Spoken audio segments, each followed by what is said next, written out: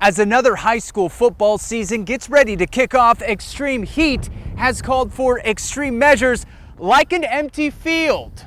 A Texas football field in August. 4 o'clock, 4:30 in the afternoon is where you'd expect to hear the whistle, but in the midst of an unrelenting heat wave. It's definitely different for me. The Marshall football program is instead having to run an audible.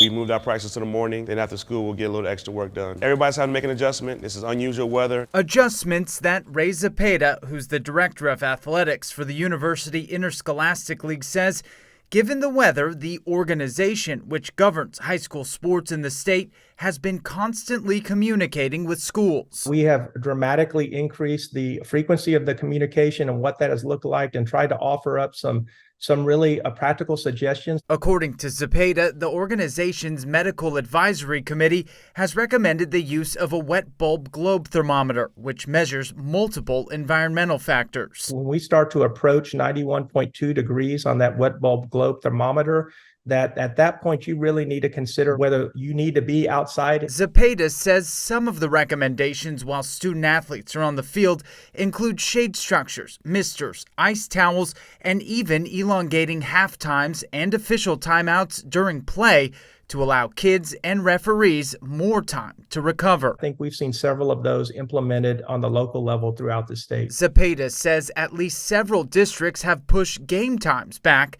to allow for cooler temperatures. For athletes and their families, he says hydration and nutrition play an important role. As you go into a high-stress environment, that's going to help you to handle the heat a little bit better. The Buffs prepare for the kickoff of another season of success. It's rock and roll. And most importantly, safety. It's just being cautious, and I think it's a good idea. In Fort Bend County, Zach Tawatari, KHOU 11 Sports.